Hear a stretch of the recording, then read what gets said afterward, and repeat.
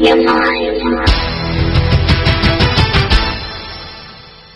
Good evening and welcome to Open Your Mind Radio. You have myself, Alan James. Myself, Stephen George. Good evening. Good evening. It's Sunday, the 3rd of March, 2019. And we have a great guest on the show tonight. We have a chap called Frank Chille Jr., who did a talk at MUFON about advanced technology. And I was very impressed with that talk and contacted Frank and asked him to come on the show to tell us all about the information he knows and obviously the information that he spoke to Bob Tompkins about before he passed away. So it's going to be very interesting information from Frank, which we will be bringing him on in a few minutes' time. But as usual, let's have a talk about the bits and pieces. And the communication channels are email info@oymireland.com, by phone 046 927 1212, and you can also contact us direct through the OYM chat room. Thank you very much, Mary. Yes, the OYM chat room can be found on the website, which is oymradio.com.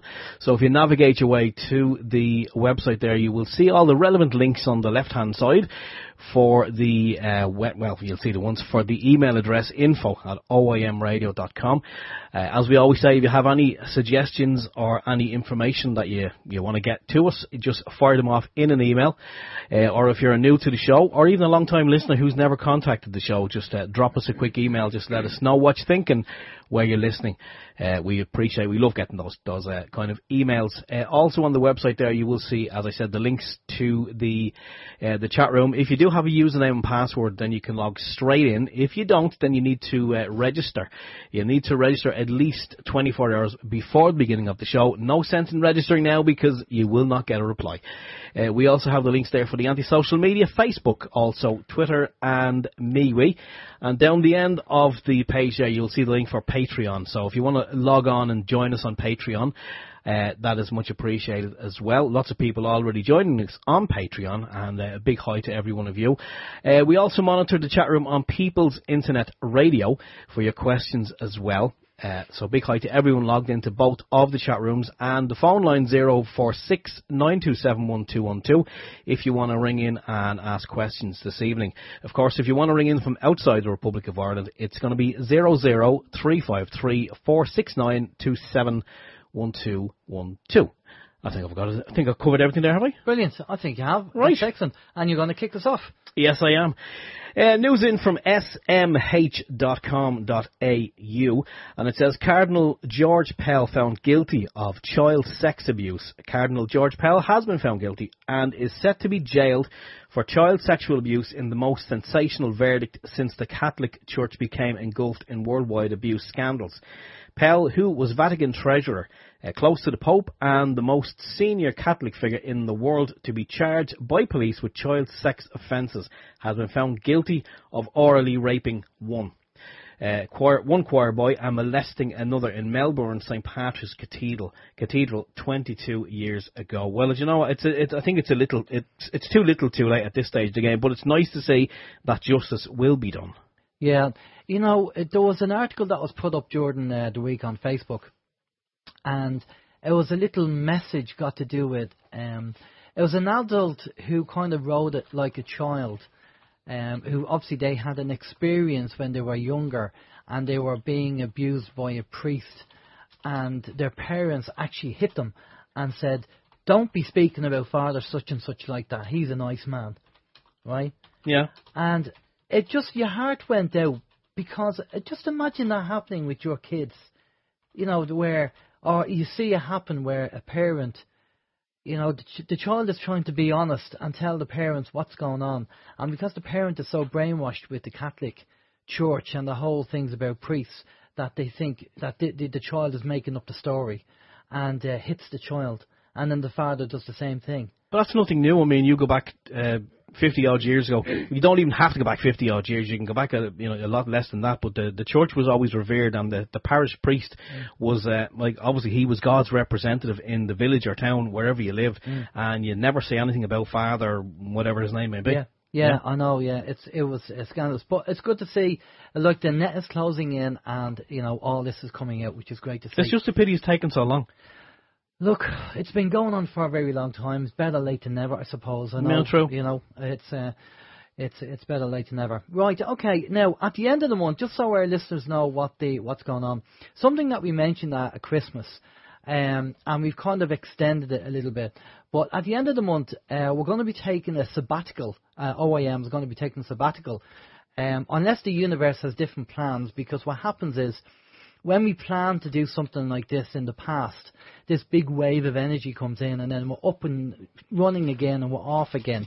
But assuming that the universe maybe wants us to take a break or whatever, we're going to take a break at the end of the month. So we're going to be booking guests up to the end of the month. And then we're going to have a sabbatical. Now, we have been running for nearly 9 years. And it's just time for us to take a break. We're going to be working on our own projects. Now, Steve has his new show with his wife on PAR2's company, and he's running that at the moment. You've done a few weeks of that now, haven't you? We've done a few, yeah. But I mean, obviously, that takes second place to what we do here. It's just kind of another little small project, I suppose. So yeah, but it's fair play, brilliant. So I was kind of having to think, and I said, well, Steve obviously has a good idea with the wife and talking about all the day-to-day stuff that goes on as a couple, which is pretty good. So I was thinking, well, what would I do? What would be my kind of little pet project? Now, obviously my background is, stuff I've done in the past is a spiritual side. So maybe what I might do is just have a play around with that idea. It's the spiritual side, the solution side, thinking different side, maybe probably around that. I'm still kind of formulating the idea and having to think about it.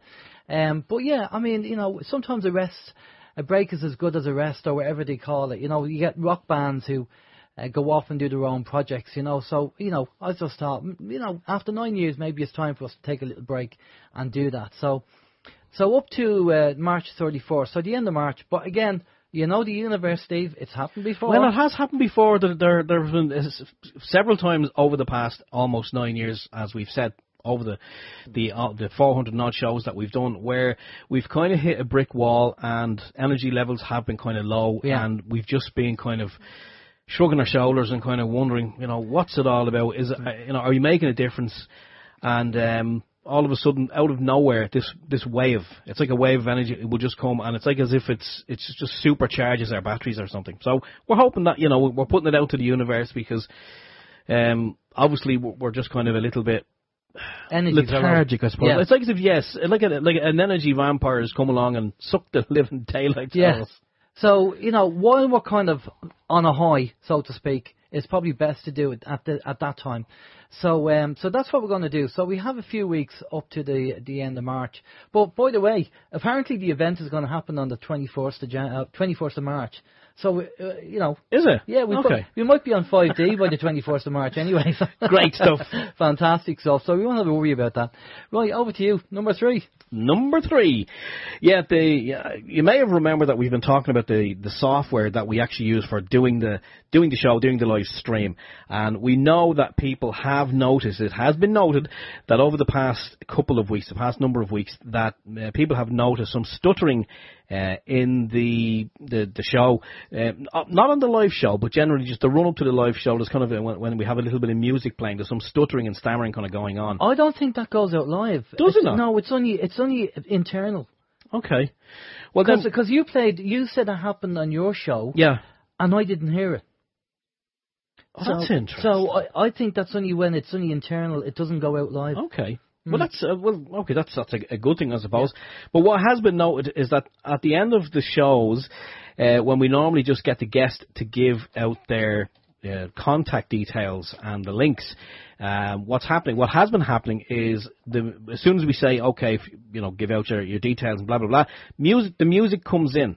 And it's like as if a whole 60 seconds is just deleted. But we do have a backup recording, so therefore we can obviously use the backup recording for the podcast, which is a good thing in itself. But yeah, so anyway, the company that designed the software, Alan, has been kind of tic-tacking with them over the past number of weeks, and they've checked out the log files from this particular version of the software that we're using, and they've said that there's absolutely no problems with the software. So we just kind of said if it happens again, we may just revert back to an older version of the software, because the older versions there was no issues at all whatsoever. But, and you think that when people kind of upgrade software, they find bugs, so therefore they release patches and they release new versions, which takes care of it. But, obviously in this case it doesn't seem to be the case. And nothing else has changed, bar the software. We're still using the same setup, same laptop, same cable, same everything. Exactly. So it's a bit of a mystery, and they're saying that there's no problem. Yes, there is a problem. So anyway, we'll sort it on trying to sort it out. But if there is the information is missing when we go to get the contact details on the podcast, the information will be on it. So there's no panic there. You can always go back to the podcast and listen to it. How's your week, Steve? Yeah, my week's been fine. I have to say I've been very busy in work. Brexit. I'm just going to say Brexit. I was kind of laughing at other people that they were kind of panicking, and we weren't panicking as such in our place of employment until last week. It's like someone got their worrying head and put it on, and they've been stocking up the warehouse like the product that we sell is going out of fashion. So much so that we have a warehouse full to the brim with stock. Okay? Right. So that's gone through then. He did do what he said he was going to do. Yep. So the stock is there, and then we're told there's more stock coming in. And I'm looking at it and going, hang on, I've stuff all over the ground. Where am I going to put this other stock? And you're kind of told, look, we'll come up with a solution. And I go, yeah, well, while you're coming up with a solution, I can't work in the warehouse because there's pallets all over the place. So we were told there's only 14 pallets coming in. And I go, okay, well, I won't be able to move with another 14 pallets. But the delivery came in and it wasn't 14 pallets, it was 27. Oh, lovely. Fantastic. So I actually went home from work. I don't really do stress to be honest with you. But I went home from work on one of the evenings, and it's the first time in, I'm going to say, 15, 20 years that I actually had a migraine. A really bad migraine. It's all just down to stress. So, and I know we're not the only ones. There's a lot of people. There's a lot of uncertainty going around in relation to Brexit. So, we're just going to have to see what pans out over the next couple of weeks. I do know that there is talk, and I haven't heard an update, so I don't know if they have actually postponed it. Well, not postponed, but kind of delayed it. But look, there's a lot of uncertainty. I suppose we're just going to have to do what we can, as my boss man keeps saying. Do what you can. But there we go. Anyway, just a couple of notes. The cinema. Myself and the wife went to the cinema the other night just because I had a tough week, and I just said to her, do you fancy going out to the cinema? We don't really do pubs to be fair, so went to the cinema, and we went to see. We didn't know what we were going to see, but we saw an Irish film. And we didn't know it was an Irish film at the time because we hadn't seen the trailer. So we basically went and said to the chap behind the counter, is there anything you can recommend? And he says, well, okay, I'd recommend this film. It's only out today. It's called The Hole in the Ground. It's Ireland's attempt at a horror film. And I seen an Irish horror film several years ago called Rawhead Rex. Is that like the Father Ted Spider Baby? Oh, Spider Baby. It's far worse. Oh, it's far worse. But we went to see this film, and I have to say, the cinema wasn't very busy considering it was a Friday night, so we obviously made a good choice. Everyone else was probably in the pub, so we went to see the film anyway. There was about 10 more people in the cinema with us. That was it. When the film was over, we're leaving, and I said to my wife, I said, that was the biggest load of rubbish I've ever seen in my life. And it was supposed to be a horror. Now, I love horror films. I love the jump scares, and I love the whole premise of the horror films and sitting on the edge of the seat. It's not everybody's cup of tea, but I quite like it. So basically, when we were coming out, I was so kind of, I was wound up about this. I said, I wonder if many other people coming out of the cinema felt the same way. So as we're kind of getting towards the front door, I turned and I said to the people, I addressed the crowd, and I says, did you all enjoy that film? And people just kind of looked at me. And a few people shook their head, and I said, because I love horror films, and I thought that was rubbish. And the couple that was coming out behind us, your woman says, yeah, I was expecting a lot more. The chap said to me, yeah, I seen the trailer, and he said it was rubbish. But yeah, I just wanted to mention that as well, because I read reviews on it afterwards, and the review said it was, obviously 5 stars, fantastic, and all this. But anyway, that's just my take on it. What else do I want to mention? Do you know what I've started looking at as well? Porn? Well, no, not AliExpress. Okay. Not the gadget porn. Yeah, okay. I've started looking at. I've not really got an interest with canals and locks, but I started looking at videos of canals and locks and emptying canals and draining them. You are getting old. I know, I'm showing me age. Ever really since you hit the 50, man, it's downhill. I mean, all I'm short is pipe and slippers. But I start watching these videos of the canals and the locks and emptying them and finding trapdoors in the bottom of locks that lead out to rivers, and it's fascinating stuff. But that leads me onto something else. Okay. Magnet fishing. Have you heard of magnet fishing? Magnet fishing? Yes. No. It's the next best thing. Wow. You got to check. Everyone's got to check this out. You basically get big neodymium magnets. Yeah. They sell them. You can actually buy them, and they're designed for magnet fishing. On the end of a rope, you throw it into a river, or a lake or whatever. Yeah. And obviously, it's a big neodymium magnet, so it's going to stick. Yeah. I think it has something like 150 kilos pulling power. Right. So you could pull a car out. It's a car in that river. And people are pulling loads of stuff out. They're finding treasures, guns, bracelets, watches, phones, laptops. And I kid you not, there's just loads of old artifacts as well. So I assume that you're going to have a chain on this magnet. Oh, there's a rope.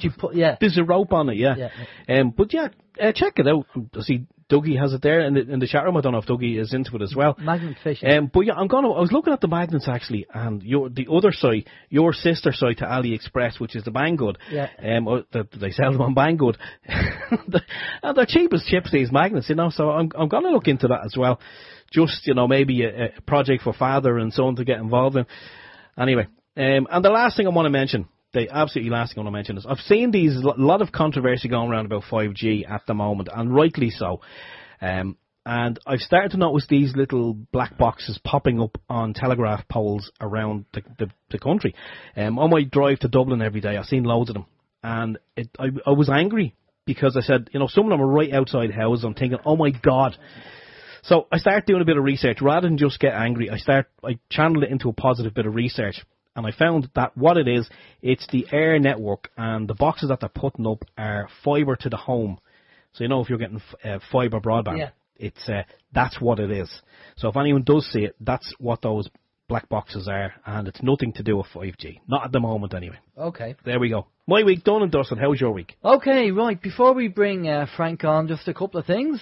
Right, Facebook listening. Remember we warned people about Facebook listening on your mobile phone, that the mobile phones are active and they can record you. Well, here's the thing. It wasn't a case of so much in the mobile phone, but it's more of a case of Facebook having a nose of what you're typing or what you're communicating with. I was speaking to, doing PM messages with a lady who's an activist, and we were talking about EMF shielding. And she said to me that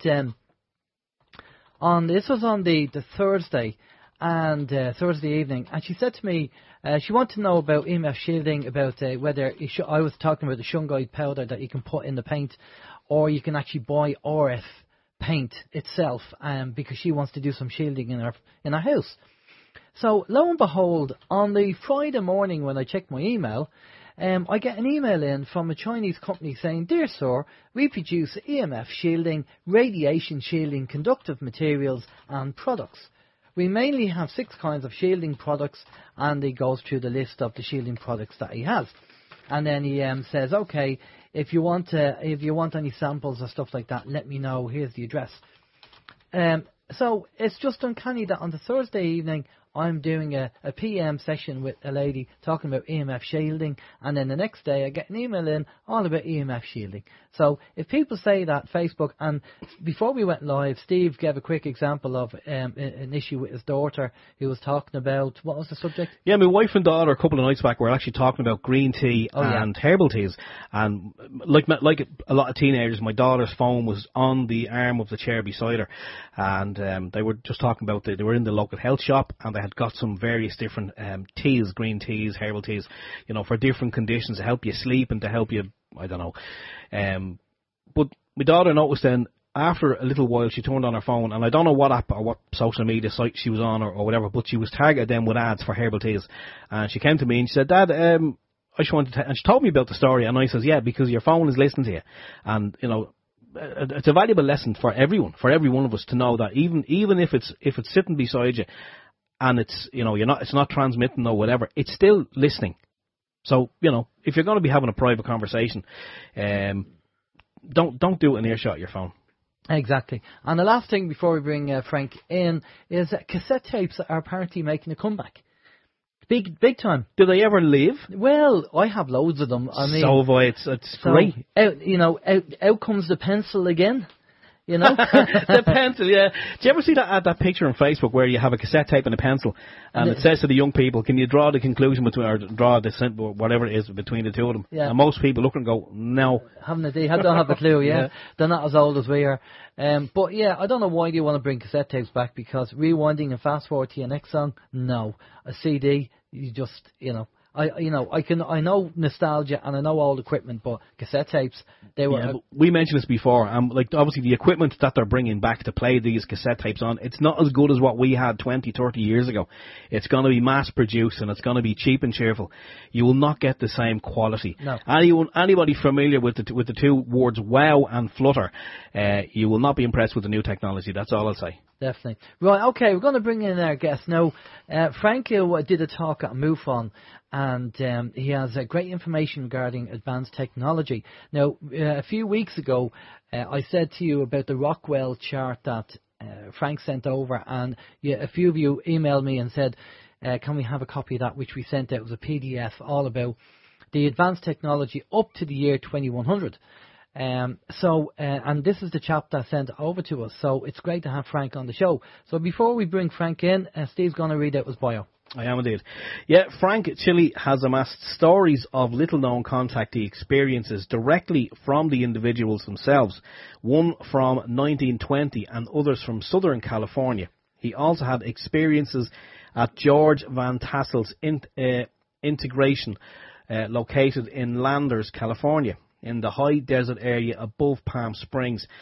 Frank has been a self-proclaimed seeker of arcane knowledge for the past 45 years. He is a student of metaphysics, ancient civilizations, comparative religions, and has knowledge of mostly unknown contactee experiences from individuals he has met along his life path. He has had first-hand exposure to advanced technology products, has travelled extensively throughout the US, and has lived abroad. Frank has spoken publicly and conducted seminars on diverse subjects on both coasts of the US, as well as for the military on subjects including energy studies and lighting effects on health. He has done many radio programs as well as he has some TV experience. Additionally, he has trained individuals as well as marketing teams around the country and has personally conducted forensic corporate accounting for a Fortune 100 firm in 3 states. There you go. Good evening, Frank. How are you? Good evening, Alan and Steve. It's a pleasure to join you and your audience this evening. Brilliant. Thanks a lot for coming on, Frank.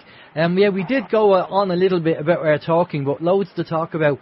Frank, thanks a lot for coming on. And as I said, I seen your talk at the MUFON symposium, and it was fantastic information that you talked about. And you obviously have links to Bob Tompkins. I know you've probably been talking about Tompkins and got some information off Bob. Before we go down the road and talk about that, tell us about yourself. How did you get involved and how did you get to know Bob Tompkins? Well, it's very interesting. I always had an interest in ancient civilizations and UFOs and the stories of contactees, and I never thought that I'd have the opportunity of meeting some contactees in my own life. And happened to meet, I think I've mentioned to you before going on air, Major George Filer, who was an intel officer in the Air Force. He would brief generals and colonels on a daily basis. He had his own experiences meeting the visitors, and he had a top security clearance. He had an experience flying over England, seeing a craft both visually and on radar, which is a mile in diameter, and he publishes a newsletter. And he happened to be at a lecture in California, Los Angeles, and he was doing a lecture about Mars, which had been given to him by insiders, friends of George, who have access to this material before it's been edited or airbrushed out before being given to the public. And he was showing all these photos on the moon and Mars of structures and facilities that are there. And after the lecture, some individuals came up to him, and two of them were, one was a physicist working with Jet Propulsion Laboratories, and they thanked George for doing the presentation. He said, "You presented information that we can't tell the public about because of our vows of secrecy," but they validated to George that these things are indeed real on the moon and Mars. And after they left, Dr. Bob Wood, who was a physicist who graduated from Cornell University and was a member of the secret think tank for Douglas Aircraft for 43 years, came up and introduced himself to Major Filer, because Dr. Bob Wood is also into MUFON out in California, and he introduced him to Bill Tompkins. And that was the first time that George had met Bill Tompkins, and he worked in secret think tanks for Douglas, for Grumman, for Rockwell, and he said that he had worked with extraterrestrials, and he said he was in the process of writing a book called Selected by Extraterrestrials, and it was going to be published soon. Well, George came back and told me the story, and I was really enthralled to want to know more about William Tompkins, and he goes by the name of Bill Tompkins. And the book was not forthcoming, and I finally asked George Filer, I said, "George, give me Bill's phone number. I will call him myself. I want to talk to him." And I started a series of communication that led to me being able to bring him on to Jeff Rentz's show, and he appeared on Jeff Rentz's program. Gosh, there's probably like 45 hours of lectures that he logged over a 3-year period, and he was also at the Secret Space Conference that was held not last August, but the August before, out in Vegas, and he made a presentation out there, and Corey Good was there, Bob Wood was there, Dr. Michael Sala, and Bill was just a fascinating individual. He had a photographic memory. He had gotten involved in all this basically as a young man, about 11, 12 years of age. His father would take him out to Long Beach Harbor and take him around in a motorboat, and they would look at the naval craft there. And Bill would come back. He would make mental images of what the ships look like and come back and make models.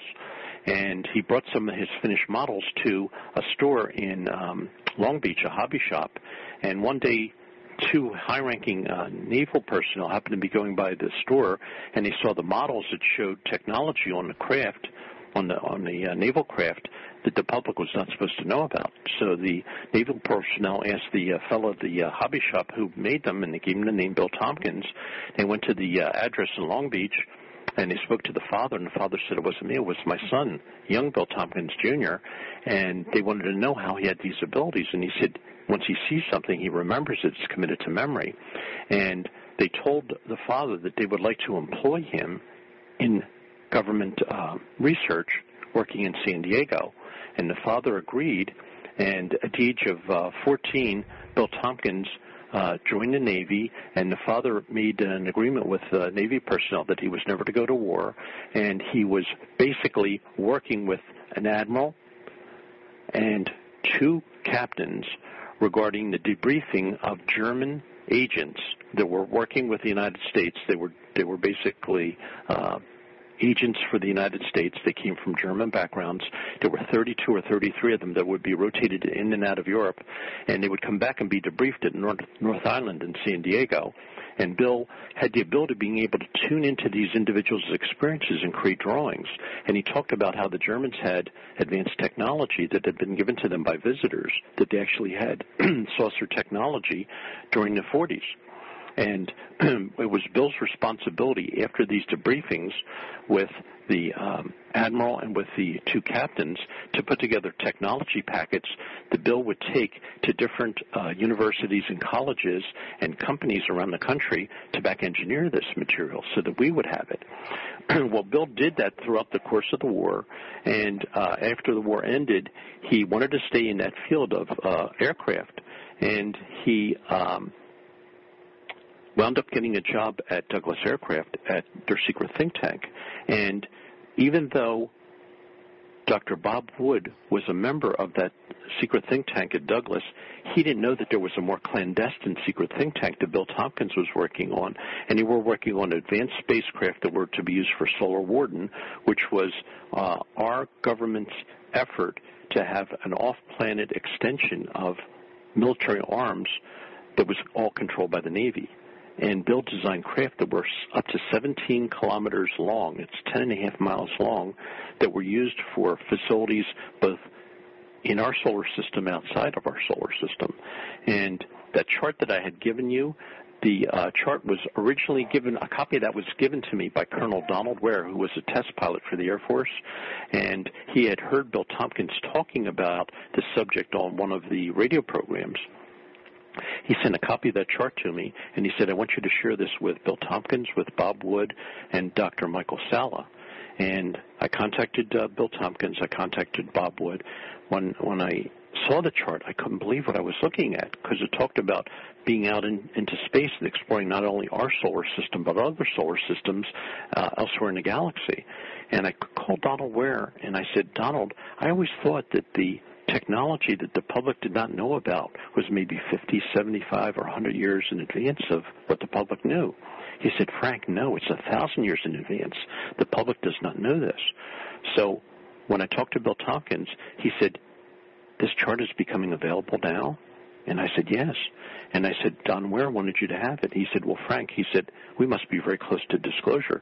He said, because this information has been kept very, very secret. And he said, it's true. We're more than 1,000 years in advance of what the public knows. And he told me of his activity.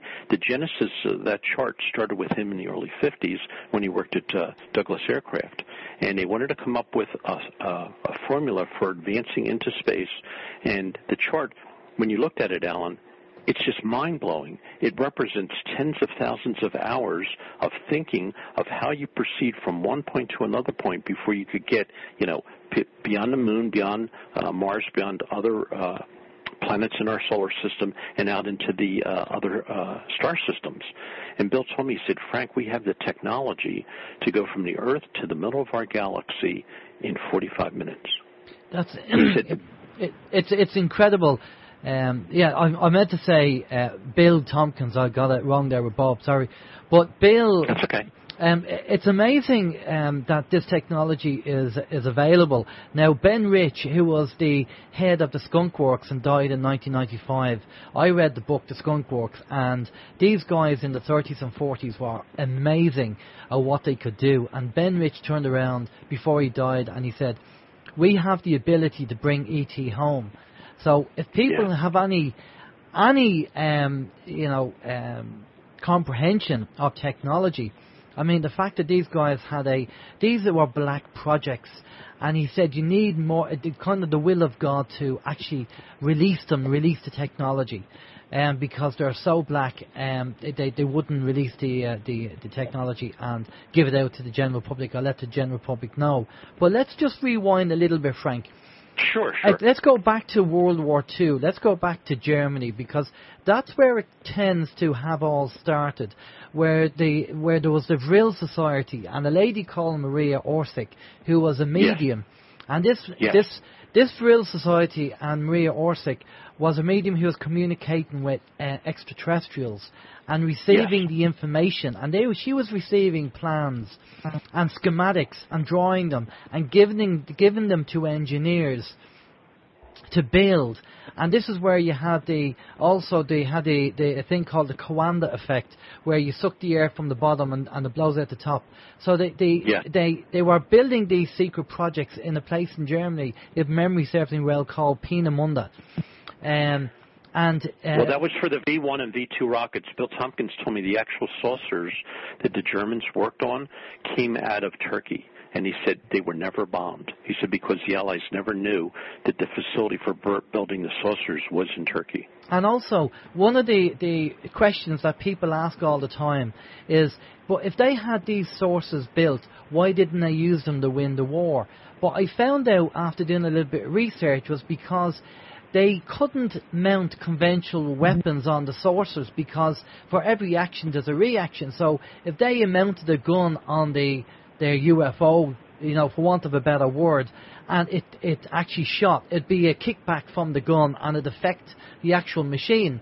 So this is where they start looking at energy weapons, but it got too late in the war for them to actually develop. I don't think they had enough time to develop the energy weapons, although they had developed the crafts. Is that close to what you know, Frank? It's close to it, but there's another aspect. I was told that the visitors themselves prevented them from using that technology for warfare purposes here. Okay, that's interesting. Okay, so do you know... Visitors themselves. Sorry? The visitors themselves prevented the Germans from using that technology during the course of the war. And Bill Tompkins told me that when he worked at these secret think tanks for these different Air Force or these different aircraft companies, he said there was always 2 women and 1 man there that were not from here. And he said there were 2 Nordic women that looked just like normal Earth women and 1 man that looked just like a male from Earth. They would wear civilian clothes, and they worked in these organizations, and he said the 2 women would help guide him in the designs of the craft that were used for the Solar Warden fleet. And he said the male visitor was there as a guardian to the 2 females because they know that this is a very hostile planet. And he said every think tank that he worked at, Alan, there were these Nordic women, and he talks about it in his book called Selected by Extraterrestrials. And I asked him, I said, Bill, how would they assist you? He said, I would be given a project, and he said, I would have a flash of light in my mind's eye, and he said, I would see the design of what needed to be built. And I said, well, did you see it in like a holographic display? He said, no. He said, I saw it in more detail. I said, can you tell me the level of detail? He said, I would be able to see it in an integrated circuit level. That's incredible. And I was truly gifted, and I will tell you and Steve this, that I tested Bill several times by beginning to tell him stories of things that I experienced, and he was able to tune in with that gift of his to tell me what it was I was going to tell him next and what the outcome was in some of the experiences that I had. He never lost that gift of being able to be insightful and tune into somebody's energy to help gather the rest of the story, which he did during the Second World War with these Germans, with the German agents, so to speak. It's, the fact that he actually built some of these crafts that are like 10 miles in size, I mean, how did they actually build them? I mean, there must be, the scope of building something that's 10 miles in size on the Earth is bad enough, but they must have been building them in space, or did they build them down here and then launch them? Both places, Alan. He told me that there was a facility at the base of the Wasatch Mountains, which is in Utah. It's on the other side of the mountain from Salt Lake City. And he said they had created an underground facility there. He said there's tunneling systems all over the United States, all over the world. He said some that we built and some that are far more ancient than ours, that were built by previous civilizations. He said that there was a facility there in the desert on the base of the Wasatch Mountains, and it's a huge valley. And he said they had these enormous doors that opened from the desert floor into this underground facility. He said each of the doors were 20 city square blocks long. Wow. Okay? Each door was 20 square blocks. He said the doors would open up. The surface of the desert with the plant and any wildlife that was there would not be disturbed. They would open slowly, the craft would come out, then the doors would close again. And he said they've had that facility there for a long time. He said that the first portal that they found in the United States was in Northern Virginia. He said thereafter, he said the Navy went all around the planet looking for these portals, and he said a chart was made of it. And I told individuals that there's a program here on the History Channel in the States called Ancient Aliens. I don't know if it's shown over in the UK. But one of the episodes was regarding portals, and they showed on this program a chart of portals all around the planet. There must be 4 dozen portals all around this planet. And I thought to myself, that's the chart that Bill Tompkins told me he had seen. And here it is being shown on TV. So there's like little bits of information that's being put out there to kind of prepare the people for this disclosure. And it's ongoing. It's not slowing down. It's ongoing.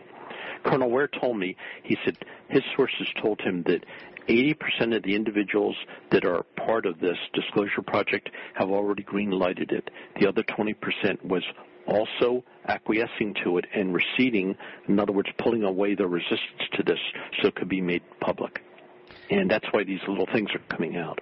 Okay, Frank, anybody who is tuning into our show tonight who won't challenge their belief system and still thinks that we're this little planet with people and our advanced technology is the Apollo rockets and the space shuttle and that's it.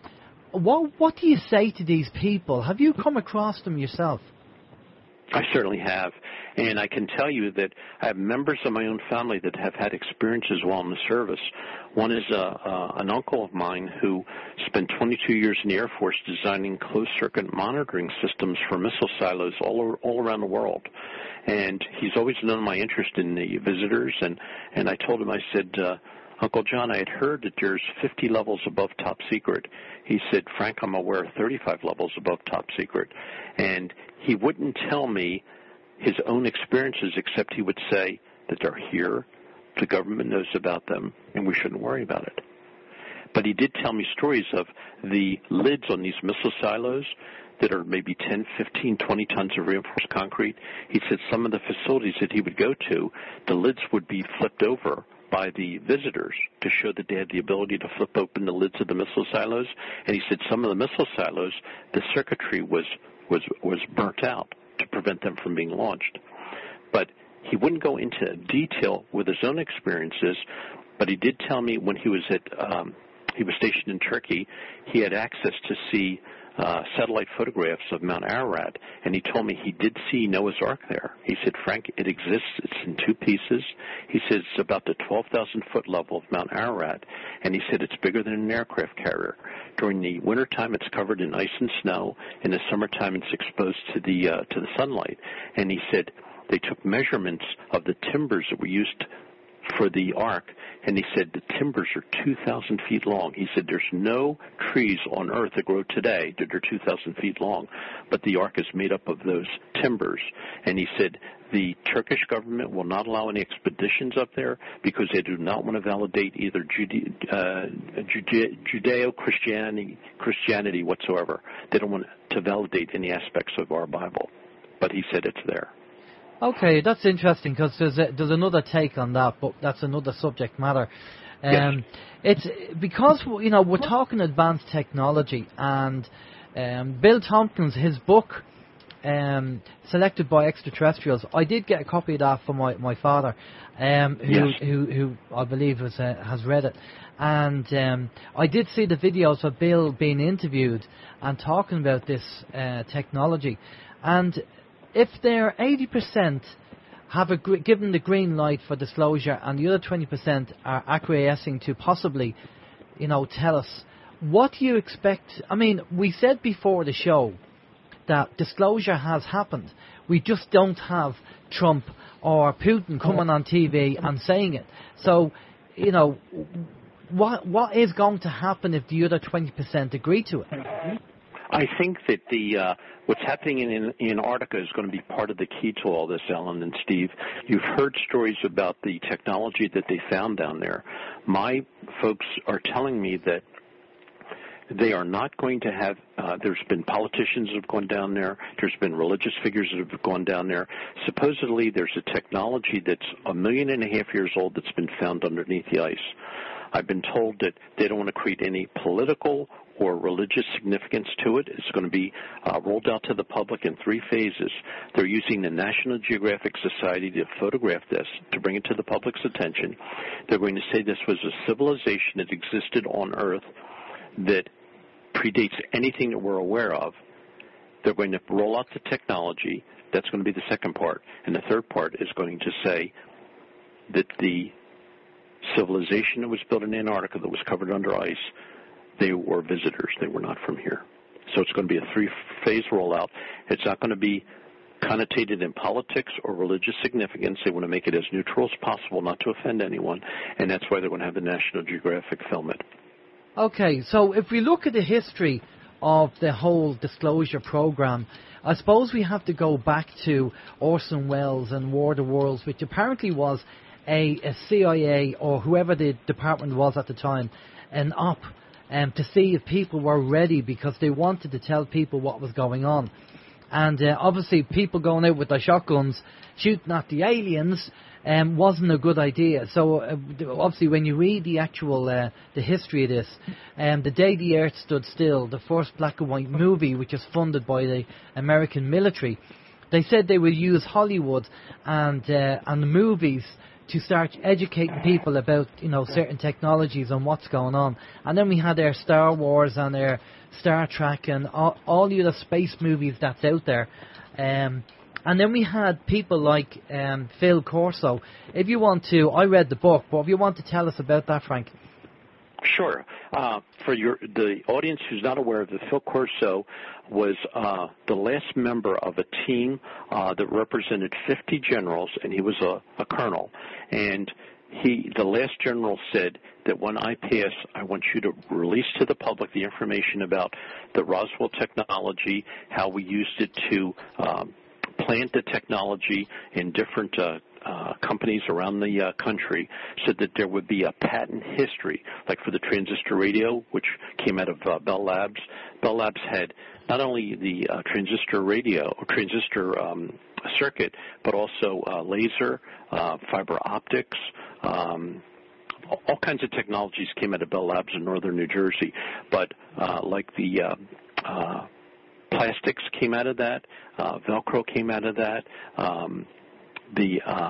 Dow was given the information regarding plastics, and also for the type of glass that was found on it that was like a plexiglass. That information was all brought by Corso to different corporations around the United States and said to back engineer this technology to create a patent for it. Okay, what Bill Tompkins did with the information that he got from the German agents, Phil Corso was doing with the Roswell crash material, okay? Creating a patentable list or history so that people don't think it was from off-planet. But look how far we've progressed. We've progressed far beyond any point in human history with our technological progress. They say we're now at the point that every 30 to 45 days, state-of-the-art in technology is being surpassed.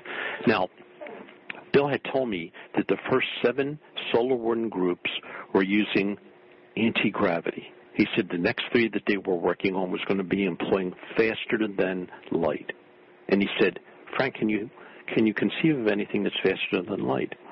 And I said to him, Bill, the only thing that could be faster than light is thought. And he said, that's exactly right. He said, if you think of the furthest place of the galaxy or the universe, you could be there instantly. He said, that's what we're working on for the next 3 solar warden groups. He said, they are going to be using thought propulsion. And if you remember, in the book The Day After Roswell, there were photographs taken of the control panel of the Roswell craft that showed handprints, and Phil Corso talked about the visitors had a headband around their head, like an Indian headband that Indians would wear, American Indians. Yeah. Supposedly, they were transforming their thoughts from that headband through their hands to the control panel of the ship. Now, I know that sounds far out, but there's photographs of that in existence. And there's a physicist by the name of Jack Sarfati out of California that I was introduced by a fellow friend who's also a physicist. And he sent me, and I'll be happy to share this with you, a series of 16 pages of documents that he has had posted on the Los Alamos website utilizing a new form of propulsion where it incorporates metallurgy with consciousness and awareness, and it's thought propulsion. And I said to him, Dr. Sarfati, could this be what the visitors are using to travel here from vast distances? And I said, is this the technology that was recovered at Roswell? And he said, yes. He said, get the message out there. So I've been promoting this as much as possible. I'll be happy to share the equations with you. But this information is being shared very, very quietly, and there's a team of physicists that are going to be validating this technology when it comes out. Supposedly, the Bigelow Aerospace out in Nevada, the owner of Bigelow Aerospace was told to build 4 warehouses. You could go online. You could do a Google search on the Bigelow Aerospace warehouses. They have an image of a visitor on the side of the building. Supposedly, each of these warehouses have been filled with crash retrieval material from all over the world. It's going to be open to the public. part of it is going to be this, it's called memory metal, where it looks like a piece of aluminum foil, and you could fold it up in your hand. It's thinner than a sheet of paper, and when you open up your hand, it straightens itself out. It can't be cut by laser. It can't be dented. It can't be deformed. I was told that Dr. Jack Sarfati was shown this memory metal.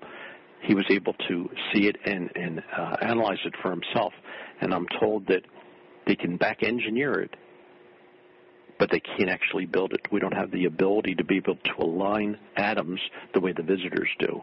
But this team of physicists are going to be validating the information that's going to be released to the public, that it is alien technology and that it is possible to be able to have these advances. So this stuff is gradually being put out there for Dr. Sarfati to come out with these thought propulsion equations and bring it to the public's attention. So now we have something that's faster than the speed of light that physicists and scientists are talking about. I mean, it's extraordinary stuff, Alan. It's amazing. People should check out Bigelow.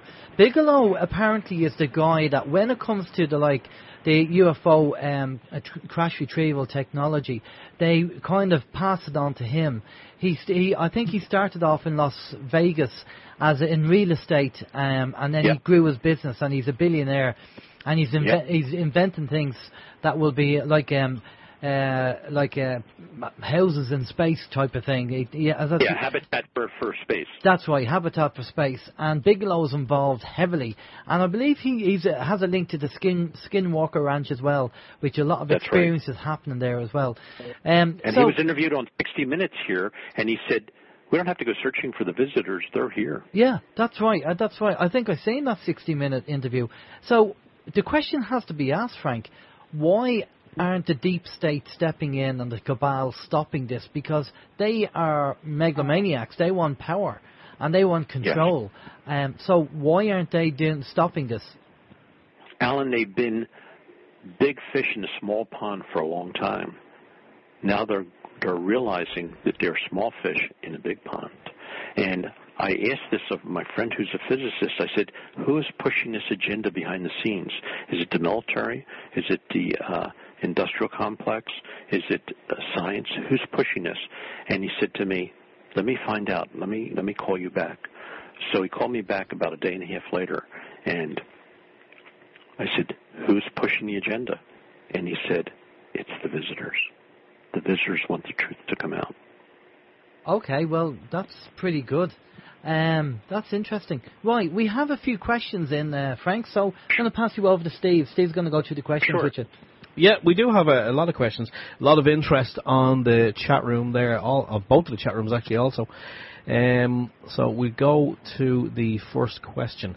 The first one that actually came in was from Moon Girl. She's listening in Cork, and her question is, Frank, what are your views on NASA? I believe NASA was part of a straw man, or in other words, a deception process to make people think that we're taking gradual steps out into space, but the real steps in space were far in advance of what the public knows.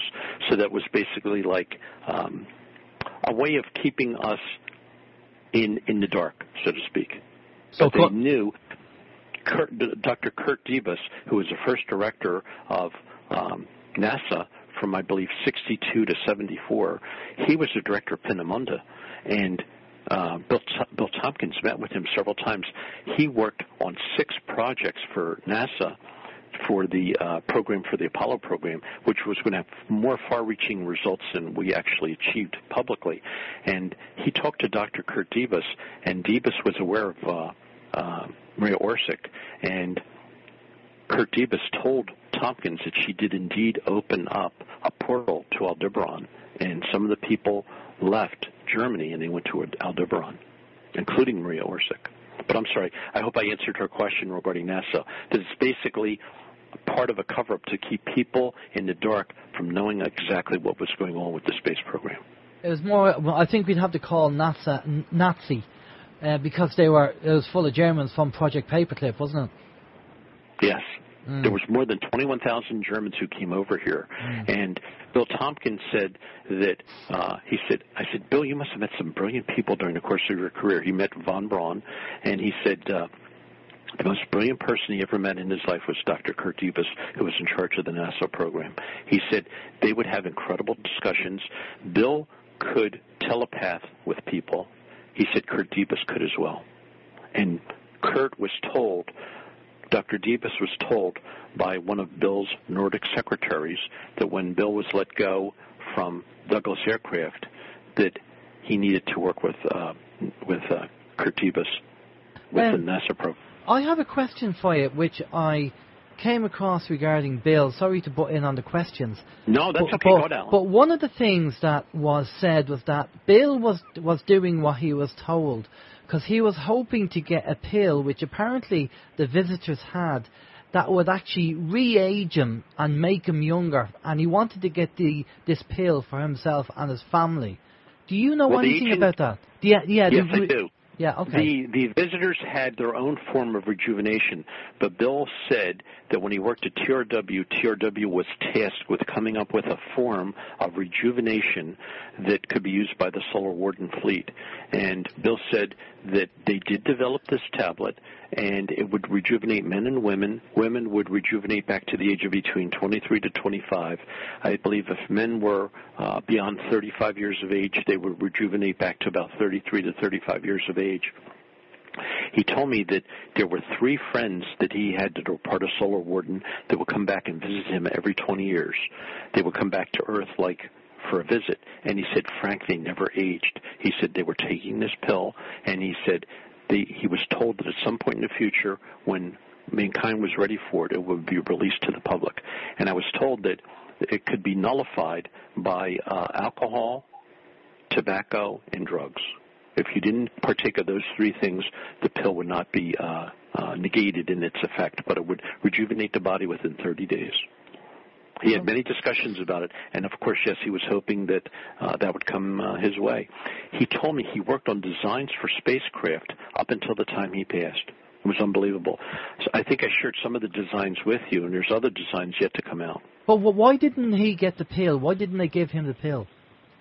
That's a good question. I don't know why they didn't do that. Okay, so alcohol... Maybe he was too visible. Maybe. Alcohol, drugs, and... Alcohol, tobacco, and drugs, narcotics. That's fine. That would suit me. I don't do any of them. Steve? It's a pity, though, isn't it? I mean, something that would, can kind of rejuvenate you, I suppose. You can't have a drink to celebrate it. You can't have a cigar to celebrate it. Yeah. I don't know. There's a company in California called Genentech, and they have 20,000 world patents. They have 147 world patents on extending the telomere gene. The telomere gene is a gene that recesses as we grow older. They have a way of extending the telomere gene with nutritional means. They're talking about lifespans of 150 to 300 years of age, using basically the same principle that Bill talked about, where it would reverse women to 23 to 25, and men who were above the age of 35 would regress to or rejuvenate back to 35. And that was also affected by the same 3 substances. Alcohol, tobacco, and drugs would nullify this as well. And Genentech has 147 world patents on this.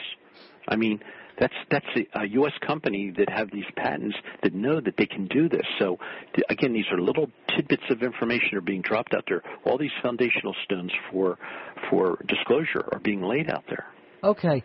We have questions. We'll get through them. One question I will ask you at the end, if I remember, is a technology called the MedBed. Yes, we could talk about that. And you asked me about Colonel Corso. His son has documents that the father had left with him. If you remember in the book, he talked about alternative Earths, okay? That there were alternative Earths where there were different scenarios that played out. One scenario was Germany won the Second World War. Another scenario was that the Russians won the Cold War, okay? Yeah. Corso talked about that we visited those alternative Earths, okay? Yeah. He also talked about time travel, okay? Yeah. The son was left with a stack of documents that are about 5 feet high that would validate the things the father hinted at in the book. and he was visited, the son was visited by intelligence agencies 3 or 4 times. They said, you could release the information your father left you with the exception of one item. You cannot release any information regarding the JFK assassination. They don't want that information to be released. And I guess for obvious reasons. Yeah, well, that might be a case. They might have to do that now because George Bush Sr. is dead. Yeah, I know. Yeah. Okay, let's go off to the questions. A lot of games. But the Phil Corso, his son's book, that brings up the father's information regarding alternative Earths and alternative universe. It's going to be incredible. It's absolutely going to be incredible. It's going to turn science on its ear. And Tompkins would talk about that. We're lied to. And colleges and universities were being lied to. There's much more awareness of what's going on, that there's a much bigger picture involved. Okay, well, let's get the questions and then we'll get cracking. Sure. We'll talk about that because I want to talk to you about this, about the new Earth and the old Earth. And there's an awful lot of talk about this new Earth, old Earth, and frequency changes that are taking place. But I want to get off to the questions to let the listeners have their questions answered. Steve. Okay, Frank, Graham is wondering, do you have any information on CERN being stopped by ET technology? And also, have you heard of a huge CERN project in northern Australia? I've heard about the project in Australia. I don't know anything about CERN gas being stockpiled, but I can tell you that there's so much talk about chemtrails, and there's on YouTube individuals who've been photographing chemtrails, and if you do a close-up or zoom in on the chemtrails, you could see saucers using lasers to nullify the effect of the chemtrails. It's incredible. That's actually interesting. Now, we heard something like that, I think it was probably about 12 months ago, that a lot of the chemtrails, they were being nullified. I'm sorry, the question, it wasn't about, you said stockpiled. No, it was about CERN being stopped. Some people have actually said to us, previous guests have said that we don't really need to be that concerned about CERN trying to open portholes or wormholes or whatever they're trying to do over there, that the technology has been pretty much rendered useless. That's right. And they already know where the portals were. Bill Tompkins told me that during the Cuban Missile Crisis, he said the Navy made an astounding discovery when they were bringing the boats in to create this barrier around Cuba. They discovered undersea ruins of Atlantis, and he said they sent down teams of researchers, and he said they found all kinds of advanced technology from Atlantis in that area. And then he said the Navy started doing searching of other underworld civilizations that existed. The Earth is billions of years old. There's a lot of technology that's still lost to mankind here, and we think that time goes back 50,000 years, 100,000 years, 500,000 years. It goes back a lot further than that. I was told by some sources that there's an incredible city buried under the sands of the Sahara Desert, and when the time is right, the sands will part and the people will see this incredible civilization that existed there. Yeah, we've been told the same, that the technology that we have today is old technology. It's not new. We've had more advanced technology in the past than what we have now. That's right. Yeah, that's true. Okay, Steve. But will we ever catch up? I mean, that's the question. Will this technology that's allegedly 1,000 years ahead, if we ever do kind of have full disclosure, will that technology suddenly just all come flooding towards us, or will it always be 1,000 years ahead? No, I think it's going to be released, and we're going to be doing like a quick catch-up, so to speak. Yeah, I think it'll be a slow release. Yes, it'll be a slow release, but people will eventually be able to catch up. He told me that the Navy League in Portland, not in Portland, Oregon, but in, oh my gosh, it's right on the tip of my tongue.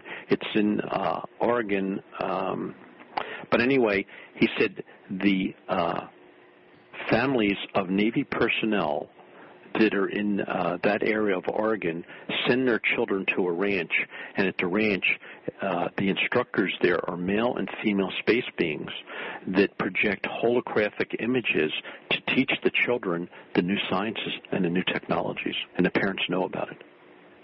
Okay, that's interesting. Well, as part of the rollout and disclosure, I suppose, educating the kids to the real truth. Okay, Steve. Yeah, this one has just come in. I thought it's kind of interesting to ask. It's from Peter. Peter's in Australia. Why does the moon not rotate, and why do meteors that crash into the moon not leave a big hole? He says, after all, the moon has no atmosphere. The meteors should hit much harder than they would on Earth. I've been told by quite a few individuals who don't know each other that the moon is artificial, that it was towed here, it was brought here, and it's hollow inside. Yeah, I've heard that too. And it's honeycombed with all kinds of activity. Yeah, and it does a lot of races on the moon, and trying to get real estate is very difficult. It's true. It's that populated. Colonel Ware told me, he said, Frank, he said, there are meetings that occur on the moon. He said there's individuals that leave the Pentagon, and he said they travel west after leaving the Pentagon, and he said they do a shift. They go through a portal, and he said they're at the moon in 5 minutes. He said they have lunch there, they have meetings, and they come back to the Pentagon in 5 minutes. He said these things are ongoing. Yeah, and we had a chap on who was involved in the jump rooms when he was a child. His father enrolled him in the program, and he was saying that he was involved in the jump rooms. Andrew, forget his last name. Weber. No, not Andrew Weber. There's another Andrew. He actually went. Bastiago. Yeah, that's it. We had him on the show, and he was telling us all about him being involved as a child with the jump rooms, which is interesting. People can pick that up on their YouTube channel. Right, Steve. Yeah, Chris is wondering, what does Frank think, or does Frank think there is a lot of disinfo about the secret space program, and what are your thoughts on Corey Good's attempt to copy right from the secret space program? I can't validate everything that Corey says, but I can tell you this, that when he met with Bill Tompkins, with Dr. Bob Wood and Dr. Michael Salla at Bill's home, Bill unrolled the original space chart that I sent you folks a copy of. Bill's original chart is 6 feet long by 3 feet wide. And Corey jumped back. He said, I never thought I'd ever see this in my life. He said, everything you laid out here are things that allowed us to achieve what we achieved in the programs that Corey was involved in. And when Bob Wood saw that chart, he said, Frank, everything on this chart has been accomplished decades ago. So you could only imagine how far in advance we really are. Yeah, scary, really, you know. And the fact that we're still driving around in cars that take petrol. And there's so much for the last 100 years. Yeah, there's so much free energy out there, some free energy technology, which is one of the questions, actually, Steve. Yeah, it is. Dougie is wondering, Frank, what are your thoughts on free energy machines? I believe that they are going to take their place. That's going to be part of the disclosure. And as you're probably aware, both China and India have declared that as of 2020, they're not going to make internal combustion engines for cars anymore. They're going to be using advanced concepts. And there's an inventor here in the States who developed a new type of battery. You folks may have heard about it. It's far surpasses lithium. It could give you a 350-mile driving range, and it recharges in less than 2 minutes. Wow. Can we get one of those, yeah? Yeah. I think it's going to transform everything. Do you think they have them in choice? I don't think they probably won't be available in the local thrift store, unfortunately. No, probably not for a while, but that's fantastic. You probably have to sell an arm and a leg. It really is. The things that are occurring behind the scenes, you folks may not have seen this or heard about it, but Grumman Aircraft has a commercial here in the States where they show a hangar that's fully lit, and it shows something in the middle of the hangar with a tarp over it, okay? There's no music, there's no narration. The camera goes completely around the outside perimeter of the hangar, inside the hangar, and goes all the way around the object. At the end, you see a scroll that comes across the bottom. It says, wait to see what's next. And the shape underneath the tarp is not of an airplane. It's of a flying saucer. It's of a saucer. Okay, probably the latest SUV. Yeah, but what about what about the TR3Vs, Frank? They're beginning to be seen quite a lot globally around them. Yes. I think that's part of another planned introduction of advanced technology. Because they did that with the stealth bomber. They kept saying, "Oh, it's nothing got to do with us. It's a UFO." Yep. See, the whole UFO thing suits the narrative for the government and for the military, because if anybody sees something strange, it's a UFO. So if it's a military craft that they're testing and trying out, they'll just say, it's a UFO. And it's just easy to do that, isn't it? It is. It certainly is. And my uncle told me that he saw the SR-71 fly as a prototype in 1957. So they've had that technology since 1957. Yeah. And I would say to people, if you really want to understand what they were doing in the Skunk Works, definitely buy the book and have a read. It is fascinating. Yep. Right, we have more questions there for... We certainly... Go ahead. Yeah, we do. Joan is wondering, Frank, have you ever heard of David Wynne Miller, who claims to have died on the operating table and damaged his aging gene and has aged at a very slow rate ever since? I've heard about that. I don't know a lot about it, but I've heard about it. Okay, that's fine. So, obviously, I don't know anything about it. Where to next? This is a comment in from Graham. I'll do my best to pronounce this. He said, Srinivasa Ramanujan, the brilliant Indian mathematician and physics pioneer, claimed he had massive data downloads during out-of-body experiences and dreams, and he claims that ET communicates by telepathy. Yes, I believe that. Now, there is a lot of people saying about these downloads that we're getting the ringing in the ears, and depending on where the ringing is, on your left ear or the right ear, that it's a download. And this is common on YouTube. If you just Google it on YouTube, it comes across. A lot of people are saying this. Have you come across this, Frank?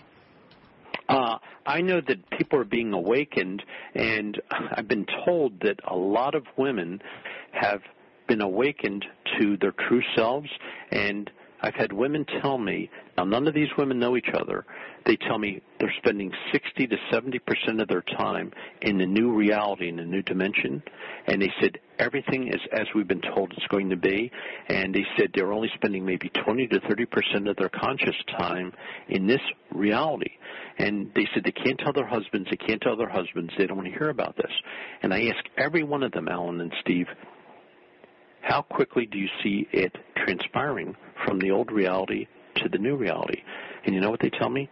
They say, every one of them, and none of these women know each other, they said it occurs within the blink of an eye. Okay. You're in this consciousness, and in that next blink of the eye, you're in the new reality, and everything is as we've been told it will be.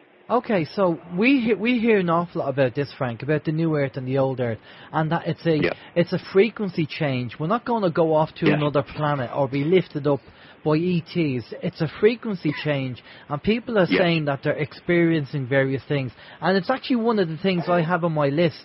After our interview, I was going to talk about it, but I might as well say it now. Let me just tell you what I have on my list here. Sure. I was right. Okay, I have down here. Well, obviously in the third month of 2019, and we've been told there's going to be a lot of changes. Even people talking about now, folks. You know what we say about dates. Dates come and go, and so don't believe anything. But they are saying that there are massive energy changes, and the 21st of March is quite important apparently because everybody's waiting for the solar flash. But I was going around YouTube and having listened to a few YouTube pages, and there's a lot of people talking about the energy shift. Now, I'm just reading here. This guy started talking about the energy shifts.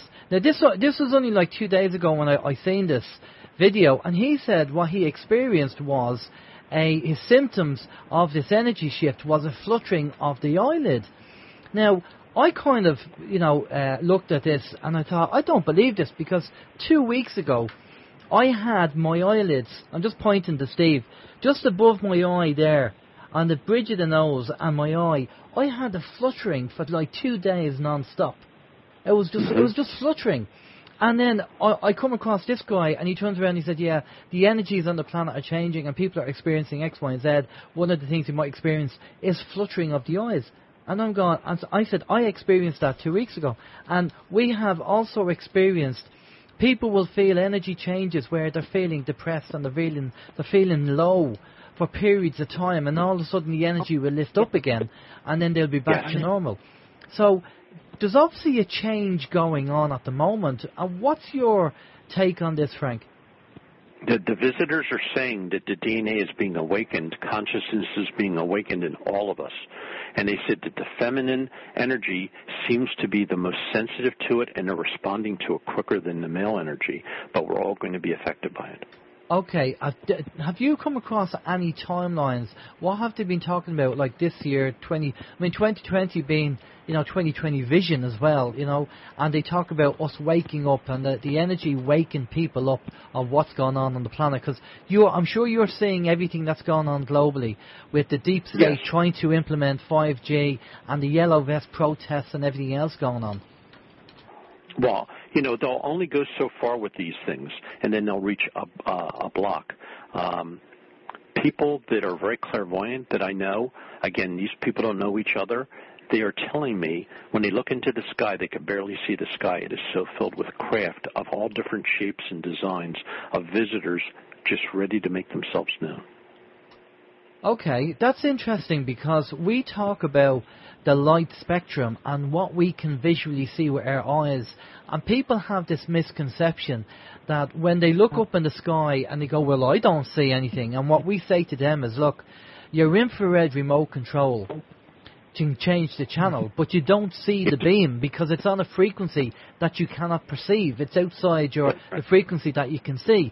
So these crafts, which are advanced technology, could be in the infrared spectrum and we wouldn't see them. That's right. You're absolutely right. And these people tell me, they said these craft are like edge to edge. They are so many thousands upon thousands of craft all around the planet, just ready to make themselves known. It's like rejoining our cosmic family. Frank, is that why they're allegedly spraying the aluminium, allegedly spraying aluminium within the chemtrails? Is it to stop people from seeing? I was told something even more nefarious. I was told that the laying of the chemtrails was to create an environment that would be unsuitable for the visitors. To make themselves known. That's right. We actually heard that as well quite a long time ago. But we also heard that kind of another kind of upside, I suppose, of the spraying is that people on the Earth would not be able to see what's going on up in the sky, because obviously, I'm guessing it's the same where you are, but most days here, like it might be clear skies in the morning, but then the chemtrailing starts, and by mid-afternoon you wouldn't even know the sun existed. The sky is just milky white. But, as much as they try doing that, Alan and Steve, all that could be nullified. It could be neutralized by these advanced technologies. And the people down here that are trying to play games, they know that. So it's like we're watching The Last Dance of the Tyrants. They're playing musical chairs, and they're running out of music, and they're running out of chairs. Yeah, we were told that the chess game has been won, but they're still trying to move the pieces, thinking that they can do that. Well, they could try to work in the world of illusion, can't they? Yeah. But these women who told me that they're seeing the reality of what it is we're going to be experiencing, there's no more of that feeling of adversity or doom and gloom or any negative aspects at all. They said it really is an incredible age of awareness and enlightenment where we could interact with our cosmic family and each other on a family basis. So we're all extended family. And, the visitors say they consider us family because their forefathers were our forefathers. That's what they say. Okay, and, we talk about vibrating on a frequency and our conscious levels, and there's people who are still in the matrix and people who are outside the matrix, and then there's service to self and service to others. What's your take on all of that?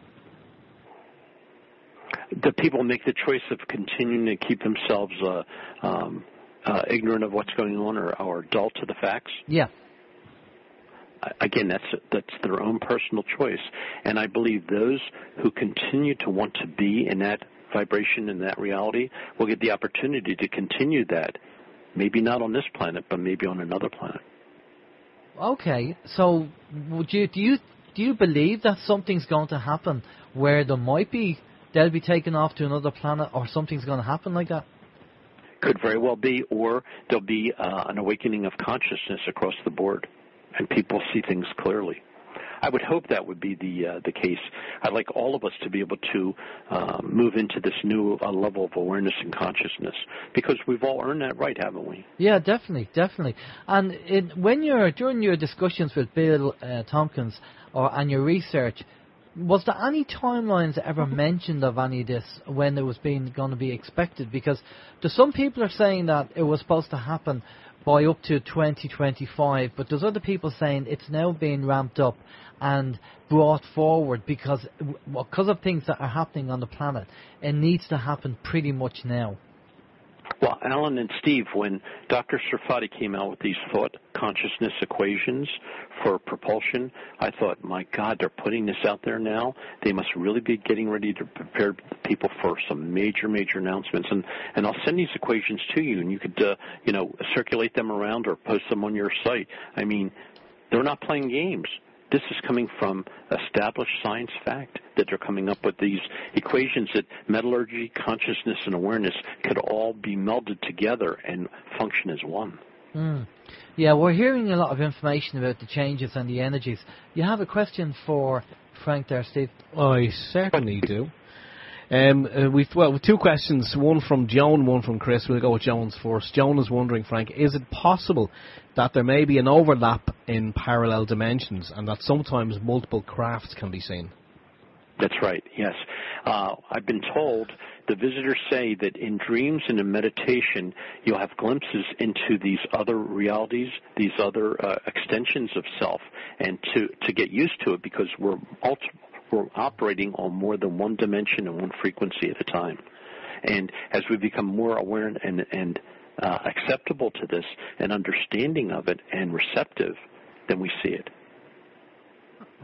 Okay, and Chris's question, if the visitors are good, why are the Greys still abducting defenseless people? The level of abductions have really dropped off quite significantly. That's what I'm seeing from my research. If they're still going on, it's not on the same scale as it was before, and I heard a lot of that has been curtailed. Yeah, Thomas said that as well. Thomas Williams from the THI said the same thing, that's all stopped because instead of the contract that was put in place 16,500 years ago, the peace treaty is now in place since 2016, August 2016, which means now that the visitors are now enforcing a peace treaty, and any cabal or anybody trying to change things for the worst, they will be taken care of and sorted out since the activation of the peace treaty. Hence why we're seeing zero or near enough very low, if any, abductions taking place, because that's not supposed to happen anymore. Yes. And these are all part and parcel of the changes that we've been told are taking place. It'd be great to, see, I know timelines, they don't like dealing with timelines, but I do believe there's an awful lot going on. A lot of people are feeling the energy changes. Have you felt any energy changes yourself, Frank? I can say yes. There are certain days where I feel that I'm just like walking a few inches or half a foot above the ground. I mean, I feel such a lightness of being. It's unbelievable. And I will tell you this, the strongest medication I take is an aspirin. Yeah, I totally agree. Taking pharmaceutical drugs is not a good thing to do. Well, no, aspirin is technically a drug, so you won't be getting that pill, Frank, to rejuvenate yourself. It's interesting. You mentioned a little bit earlier about the day the Earth stood still, and I'd like to share this with you. There was an interview with Robert Wise before he had passed, and he said that was the most important film he ever made. And there was some discussion behind the scenes that the opening sequence of the saucer that's traveling across the United States and past the Capitol and then coming down to land at Silver Springs, Maryland, which is apparently where the craft was supposed to land, where the ballpark is, was not special effects, that film was given to Robert Wise and his film crew by the government. And George Filer, who I mentioned earlier to you, he told me of an experience he had where he was flying from Los Angeles to Chicago, and he was wearing his military uniform, and during that time period, if you were in uniform and you were an officer, the airlines would ask you if you'd like to be bumped up into first class. And they said, Mr. Filer, Major Filer, would you like to be bumped up into first class? He said, sure. And He said he's seated next to a guy that he recognized immediately. Okay. Now, he wasn't a major then. He was, I believe he was a lieutenant then. And he sits down, and the fellow's reading the paper, and the guy folded the paper, and he said, "Do you know who I am?" And George Fowler said, "Yes." He said, "You're the person who played the visitor in The Day the Earth Stood Still. It was Michael Rene." And he said, "Yes." And he said, "The government asked me to do that for them." And he said, "I did some other work for the government as well." But he said the government was behind that movie, The Day the Earth Stood Still. George couldn't believe that he had that experience meeting Michael Rene and talking about this. Yeah, that's what we heard. Because of the whole War of the Worlds, George Orwell, Orson Welles, reading Orson out Welles. 1933, and they wanted to see if we were psychologically ready for the information, and obviously we weren't. So they said that when the consciousness of the planet reaches about 75 to 80%, then they will actually turn around and start releasing the information. So it was a slow drip feed since 1933 to tell us about what's going on, and obviously it's escalating. I mean, most people now would say to you, if you asked them, do you think there's life outside the planet, they'd probably say yes, of course. It'd be silly not to, and that's part and parcel of the drip effect. And it's Alan and Steve, I wanted to share with you, here in the States we have a program called Project Blue Book, and it talks about the experiences Alan Hynek had working with the Air Force during that time period when they were trying to disprove them, saying that they were swamp gas and it was the light reflected off the breasts of geese and all that stuff, about what was actually happening. And the series is weekly on the History Channel here, and it's incredibly well received, and it talks a lot about what we know today that they were keeping from the public back then, including teleportation. They go into that in one of the programs. Yeah. There's a chap called Claude Royale. I don't know whether you know Claude Royale. He had an experience in the 70s, got to do with ETs, and he came out and he wrote a book and he started a movement called the Raelian movement. But the information he had was quite interesting about the genetic experiments on mankind, on Neanderthal man, and the different groups who are doing genetic experiments. I'd recommend, if people want to have a look now. He was a French rally driver, and he had this experience, and he as I say, he made it more into a religion. But there's a lot in there that's quite interesting that he talks about, and that you can cross-reference across the board. So where does that leave us, Frank? We have about 15 minutes or so left, so we're going to talk about solutions, or talk about what is the way forward. Where do we go from here? How do we wake people up, or do we need to? I believe the most important thing, Alan and Steve and your audience, is to be open and receptive and know that there's a guiding force behind the scenes that's promoting this information to get out into the public, and to look for little pieces along the way, little signposts, like what I had shared with you about the Grumman aircraft commercial, or Dr. Sarfati coming forward with these thought propulsion equations. These are laying foundational stones for acceptance, so that people will know that this is all being given to us in our best interest, and we need to learn to accept this non-judgmentally. And there's going to have to be a point where we're going to have to offer forgiveness to those who continue to lie to us over so long a period of time, because that's going to be part of that resolution too. Exactly. Now, a couple of guys we didn't mention, which is worth giving them a mention. One is Gary McKinnon, who hacked into the military database system and came across information regarding about off-world people involved in off-world space missions. And also, the transfers between ship to ship, they were solar warden transfers. That's exactly what he tapped into. That's it. The non-terrestrial that's right. Staff. And also a chap we had on the show there a couple of years ago called Ralph Ring, who was a protege of Otis T. Carr, who was a protege of Nikola Tesla. And he was saying he was making anti-gravitational crafts in the 50s until the FBI shut them down. Yep, and he had them. They were thought controlled, and the agents were looking for the remote controls on them. They thought that the men were operating this craft by remote control, and they said no, they were using thought. They were controlling it by thought. And Ralph shared this with me. I was at a conference with him last August out at Mount Shasta, and he said there's another craft that they had built as part of the prototype testing that when the time is right will be revealed to the public, that use thought propulsion for direction and for navigation. It's just amazing that they've had this technology all these years, and because of greed and corruption by the cabal, that we're still driving around in combustion engine cars using petrol and oil, when Tesla was actually demonstrating free energy on the White House lawn in 1902. That's right. That's right. And you know what? All those technologies will ultimately come to pass because it's meant to be. It's like holding back the dawn. They can't hold back the dawn anymore. Yeah, there's a lot of changes going on. Do you have any more questions there, Steve? We do have one question. We asked the one from Chris. Yes, we did. Moon Girl is wondering, Frank, have you any view on flat earthers? What's your view on those? On flat? Earthers, people who perceive the earth as flat. I believe that the earth is round. Okay, that's fine. That answers that question. That answers that question. I know and I can share this with you too.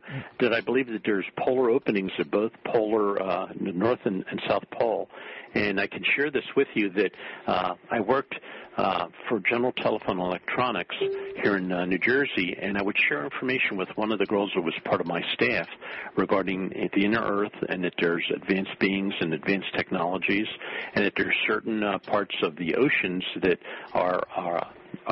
have a do not pass zone or an area you do not enter.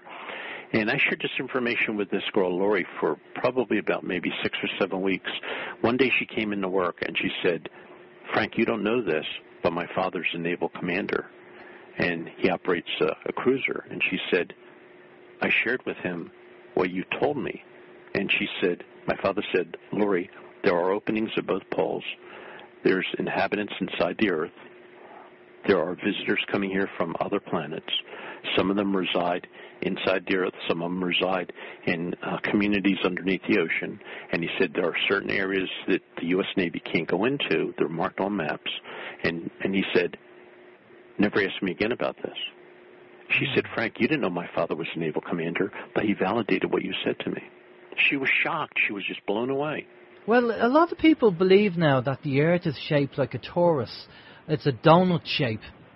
And with the access in the polar regions, north and south, open that you can go into. Yes. But there are do-not-fly zones that people are not supposed to go into. Yeah, that's right. And I wanted to share with you a woman who wrote a book. Her name is Joan Bird. It's called UFOs Over Montana. I got a chance to meet with her, and she said she's been going around giving lectures, and she said at the end of her lectures, these women come forward and tell her of the experiences that they're having with the visitors that they've not been able to tell their husbands or boyfriends about, and that are positive.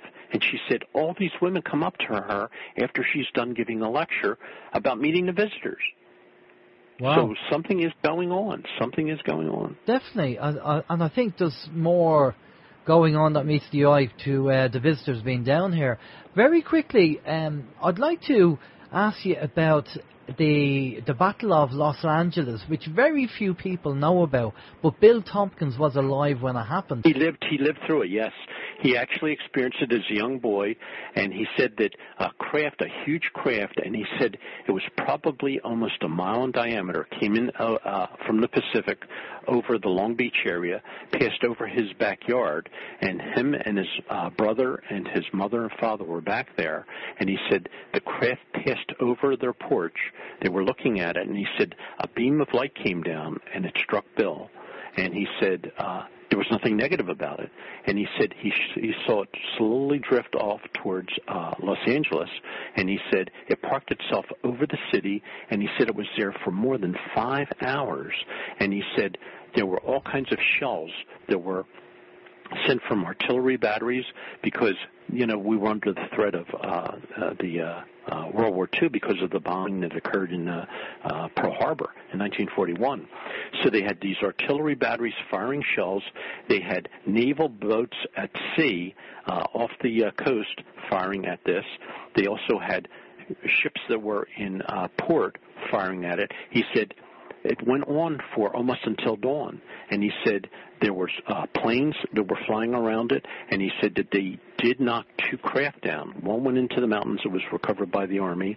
One went into the sea that was recovered by the Navy.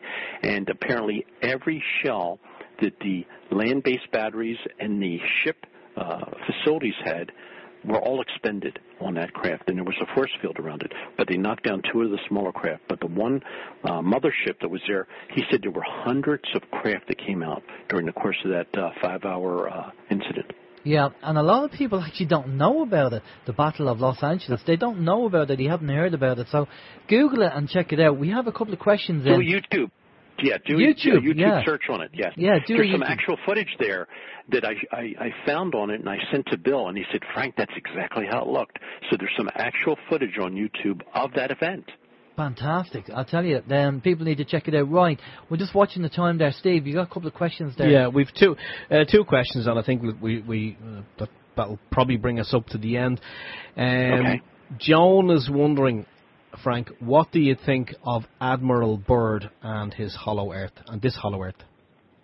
I believe that it was a true event, and I knew a naval commander who flew Admiral Byrd to that event, and I would like to talk about it in a future program. We don't have time to do it now, but it is true, and Operation High Jump was a result of him going to try to make amends with Germans that had the advanced technology of saucer craft. We'll have to save that for a future return. Yeah, I have to say, people want to look up Operation High Jump. Admiral Byrd went out there with about 5,000 troops and a few ships to make peace or to find out what was going on in Antarctica, I believe, or the poles with the Germans, and they basically kicked his ass, basically. That's right. Yeah, we got our clock cleaned. Yeah, exactly, and sent them back. But I can tell you that whole story. It's really amazing, and it's quite a story. It's really quite a story. And if there's any other questions, I'd be happy to take them, and I want to leave my contact information if your folks would like to be in contact with me, and I'll be happy to provide more information. Yeah, we're going to get that shortly. We're going to get that in a few minutes off you. Don't worry, we won't forget about that. The one thing I'd say to people is the movie Orange Sky that was done in Hollywood. Have a look at that movie Orange Sky. Now, I know they actually did it, and they said, they were on the moon.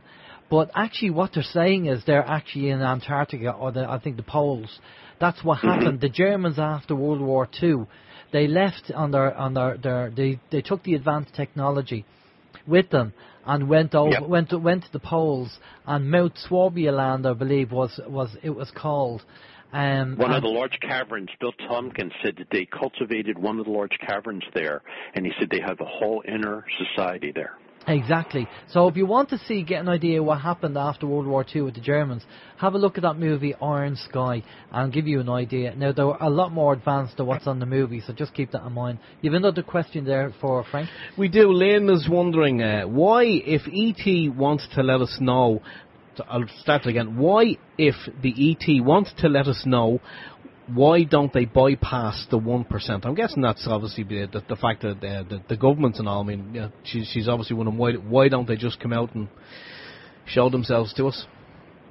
They want to have people receptive to what's going to be disclosed, and they said that their greatest concern are the fundamentalists. They don't want the fundamentalists to think it's the end of the world, that it's doom and gloom, because it's not that. And they said they want to do this in a way that's orderly and that it's intelligent, understandable, and receptive to folks. Yeah, it's going. Sorry, go ahead. I'm just going to say that I'll give you another scenario that one of the contactees told me. He said, Frank, there's intergalactics living amongst us. And I said, to what degree? He said, they've been living here for 30, 40, 50 years. He said, there are intergalactics living in every neighborhood all over Earth. And he said, when their existence is made known, people will see that neighbors who've lived there 20, 30, 40, or 50 years are actually visitors. Well, they said that they'll find that to be much more receptive, knowing that the visitors have been here and they never hurt us. They're good, friendly neighbors. Do the visitors know that they're visitors? Do they know that? I mean, they know. Well, think of Men in Black, the movie Men in Black. You know, the people that are working in the post office and all that kind of stuff. You know? Yeah, no, I was kind of thinking, let's say for argument's sake there were two visitors, a male and a female, and they brought a child into the world or whatever. I mean, that was obviously their cover story. Would the child obviously be a visitor and have, knowledge of everything that the parents would have knowledge of? I mean, I asked that of Bill Tompkins because he told me how extraordinary his mother is and how she didn't look like her sisters. And I said, Bill, I have the distinct impression that your mom was not from here. And he said, she wasn't. She was a Nordic. Okay, that's interesting. And, okay, one of the things I said I did want to say, talk to you about very quickly was the med bed. To what degree did you want to go into that, Well, we've talked about it before on the show, and apparently the med bed can do three things, and this is we were told. Randy Kramer, or Captain K, was a special forces guy who was working on Mars, apparently, and Randy came on the show. And he told us that they have the technology where they can grow back limbs and everything else. And the movie in Hollywood, Elysium, kind of gave us an idea of this technology. And they said the medbed can do three things. The first thing is that it can heal your body and reset it back to default. Number two, it can enhance your body. If there's certain parts of your body that you want fixed, enhanced, you want to be taller, you want to have hair, etc., it can do that. And the third thing that it can do, it can un-age you and age you back to a younger age. I believe all that's possible, yes. Which kind of ties into this tablet that you were mentioned with Bill as well. Mm-hmm. Yes, the TRW had developed, and he said they perfected that back in the late 50s. Yeah, and because apparently Randy said that these soldiers that were fighting in an alien war and an ET war, they would come in and have their arm blown off or something, so they'd put them in the bed, and like a starfish, when you cut the leg or an arm off a starfish, it regrows, and basically that's what happened. Their arm, within 24 hours, their arm was back to as if it wasn't shut off in the first place. Well, I've heard this, Alan and Steve, that the Israelis working with scientists and with the Mossad have developed an electromagnetic frequency. It's a handheld device that they use it just for the military. And if a soldier has like a knife wound or a bullet wound or a shrapnel wound, if there's metal in the body, they take the bullet wound out or take the bullet out or take the shrapnel out, and they expose the wound to this very specific electromagnetic frequency, and the tissue, the muscle, and the skin heals without sutures or scarring. Now that's Star Trek medicine. Yeah, exactly. And talking about Star Trek medicine, if you look at what's on Star Trek, what's your understanding of the likes of replicators and stuff like that? Have you heard Bill or anybody mention that they have that technology? I've not heard that. But I have heard that this technology the Israeli doctors have developed, they're going to keep it for the military initially, but it's going to be ultimately made public. So it's going to be an incredible advanced form of healing. Because we've heard that anything that we can conceive, they have already invented. Oh, and, yes, sure, yes. And replicators being one of them. Well, Bill would say if technology is coming here from 10,000 years in advance of us, or 50,000 years, or 100,000 years, or remember, we're at the youngest part of our galaxy. Parts of our galaxy are 1.5 billion to 2 billion years older than us. That's a lot of technology that they could be in advance of. And I'd like to leave your group with this, that there were some incredible photographs taken of the Hercules galaxy. It's the largest galaxy ever photographed, and it's 45 billion light years wide. The distance that light travels in 1 year is something like 7 trillion miles in 1 year. So if you multiply 7 trillion times 45 billion, that's a lot of neighbors in that galaxy, wouldn't you say? That's incredible, and that's only one galaxy. That's only one galaxy. So, the whole idea of we're going to say Star Wars, is where you have all these neighbours, and we start trading routes and everything else. Now, apparently this is all being done. One of the things that's being done. Bill said that, and so did Corey Good. Bill said that. He said, Frank, they're out there trading amongst the stars. Yeah, and unfortunately, one of the things they have done is human trafficking, which is being stopped, I believe, at the moment. I've heard that as well.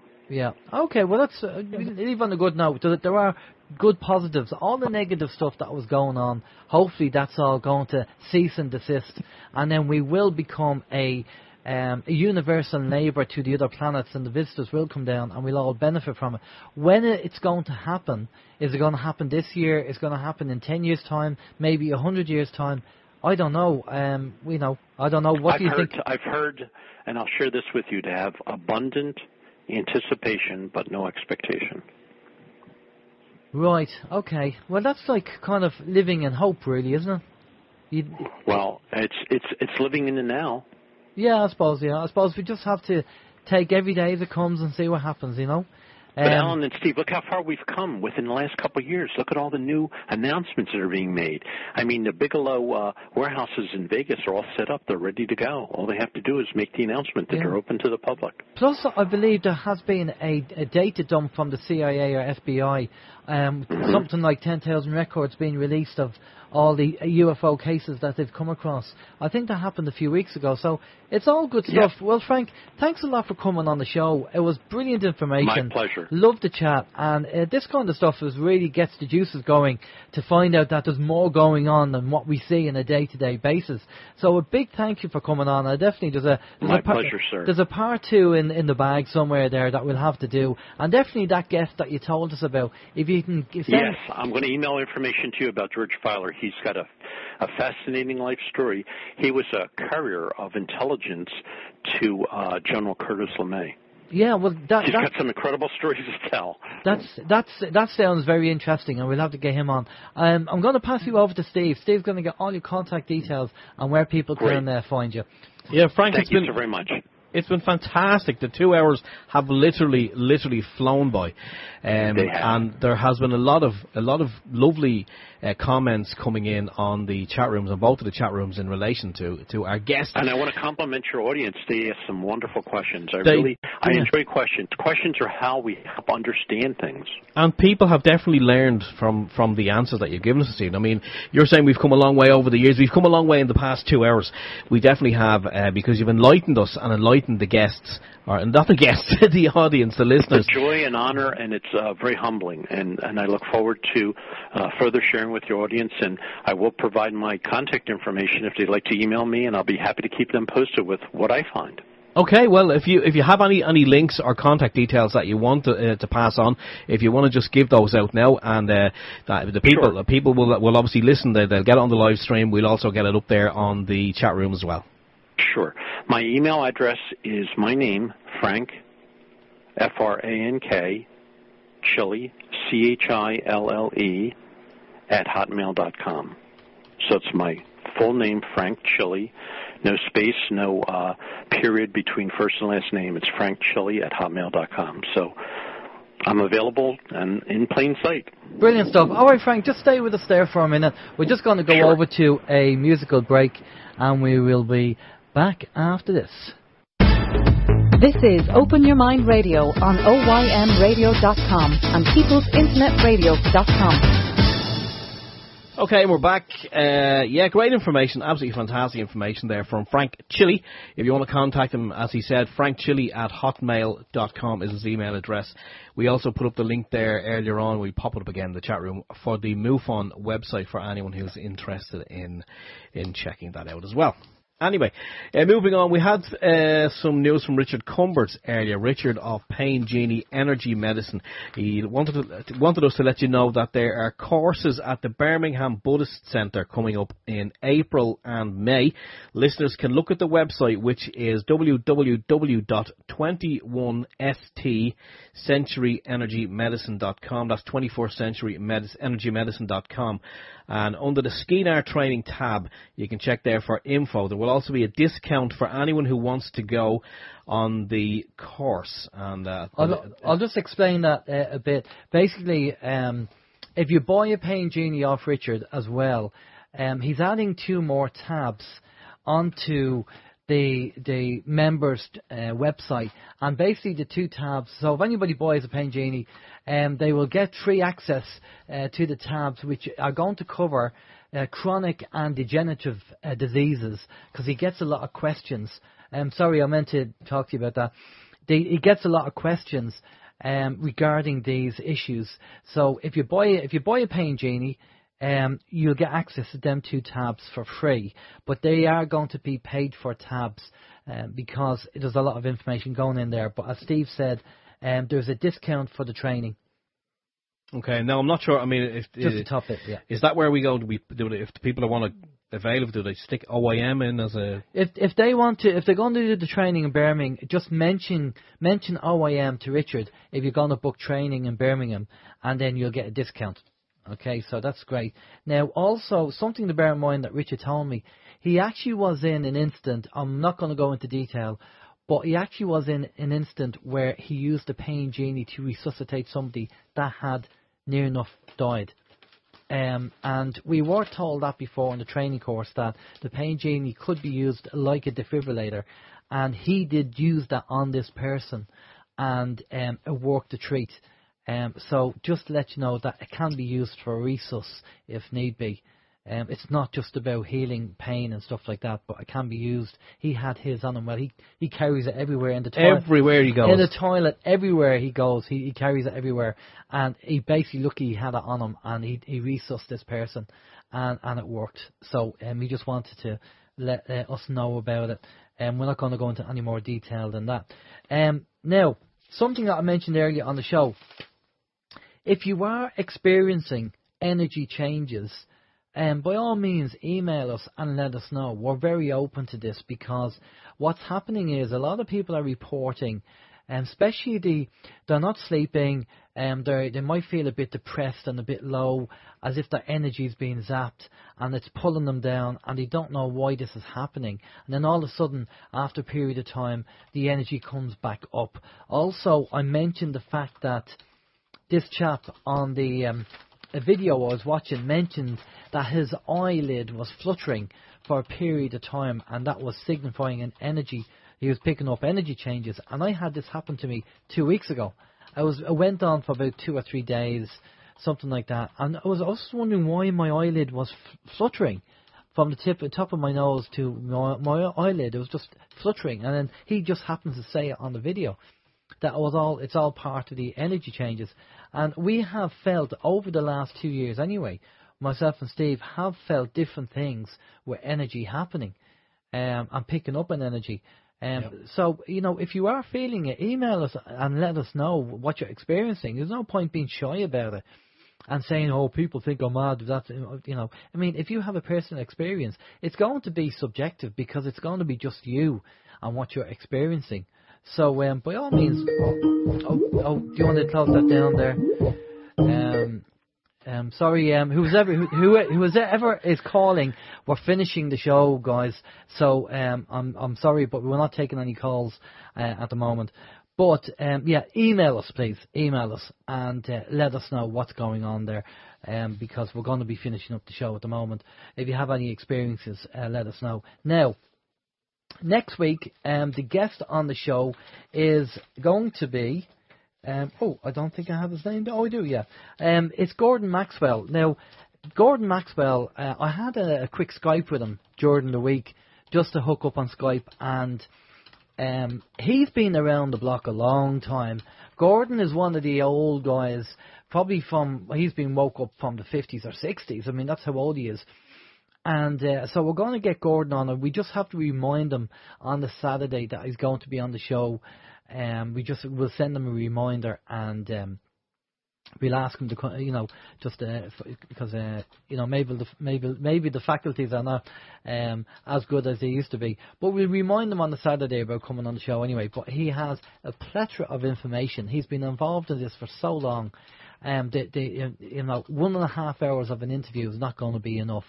But if you want to check him out on YouTube, it's Gordon Maxwell, and as I say, he's a researcher. He's one of the old guard, and we stand on the shoulders of these people because they did it all before us. And if you Google or YouTube Gordon Maxwell, you'll see him, and he talks about loads of stuff. But that's it. That's really it. It was a good show. Loads of information. Loads going on. Again, I hate mentioning the dates because these dates come and go and nothing happens. But for a bit of fun and entertainment, I know Lisa Harrison did a video and she talked about these pulses of energy and the energy changes, and she mentions the 21st of March. So we'll see. Look, we'll see what happens. You know, they normally come and go. Over the years, we put out the dates and they come and go. But we might experience something. Maybe you might see a solar flash or something.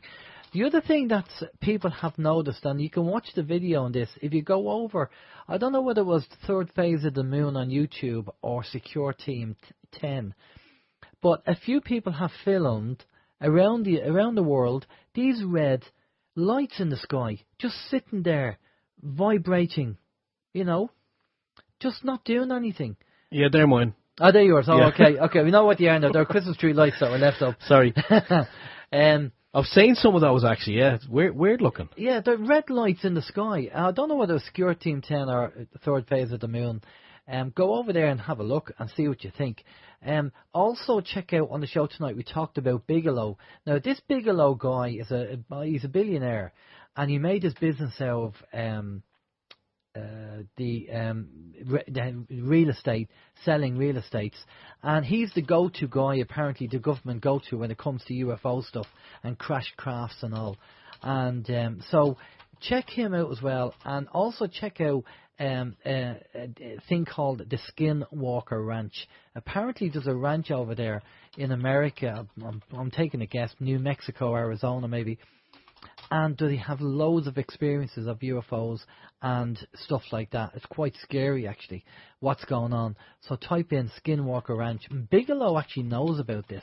There's a link there between Bigelow and the Skinwalker Ranch. So more stuff to check out. But there you go. That's it in a nutshell. So do you have anything planned for this week? Or are you just going to be busy doing your racking and all that stuff? This week's going to be, well, next week I suppose at this stage, it's going to be very busy work-wise, yeah. So I suppose we're all going to be busy with all that's going on and the run-up to Brexit, I suppose. Those of us who are lucky to have a job. I don't know what's going to happen with that, because I'm in that position that I do buy stuff from the UK. You do. And I just don't know what's going to happen. Whether if it is the case that they do the no deal on the 29th of March, and that means that we have to then pay a 23% luxury tax to bring the goods in, there's no point in me buying them. Because the cost of, by the time you get them in and pay the tax and everything else, you'll be selling them for nothing, really. I mean, there'll be no markup or anything, and you guys will probably be in the same boat, unless you order from Europe. Obviously, that's what you're going to have to do. So they're going to penalise the UK because of them leaving Europe.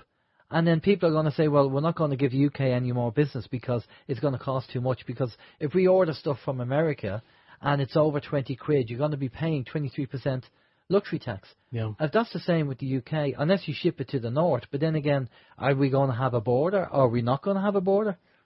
Yeah, I mean, it's all up in the air. No one really seems to know anything. And I mean, if there is going to be a border, who's going to set the border up? Will the Irish government set the border? Will the UK government set up a border? Well, Leo, what a laugh. Leo, roll your eyes, Leo. Yeah, Leo the clown said that, well, it won't be Ireland setting up the border, so it's going to be the UK setting up the border. I suppose it's going to affect people, just as Lynn says there. It'll affect people also in Ireland selling to the UK. Yeah, totally. Yeah. And it's going to affect a lot of businesses. I don't know. We'll have to see what happens anyway, but we've reached that time. So thanks a lot, everybody, for tuning in. Hope you enjoyed the show. Great information from Frank. We'll chat to you next week. This is Alan James on OYM. Have a good week. And if you have any information, send it over to us on email, info@oymradio.com. Take care. Bye-bye. Okay, and that just leaves me to say my usual words. Thanks to everyone who joined us on both of the chat rooms this evening. You're all fantastic people, and thanks for sharing your Sunday evening with us. It does mean a lot, and we wish it continue for long into the future. We're just going to have to see what the universe has in mind for us. That's pretty much where we are at the moment. So the universe has our futures in its hands. Let's make sure that the universe makes the right decision for us.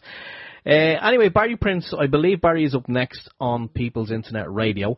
So stay tuned for Barry and the Big Puzzle. And don't forget, on Monday evening from 9 o'clock till late, the Three Amigos will be on People's Internet Radios, and they're going to have Tony Kilvert on tomorrow. He's the author of Blueprints of a Cosmic Consciousness, so that should be worthwhile tuning in for. And that's it from myself and all the team here at OYM Studios. We'll catch you at the same time next week. Until then, take care of yourselves and each other. Bye-bye. That's it from me.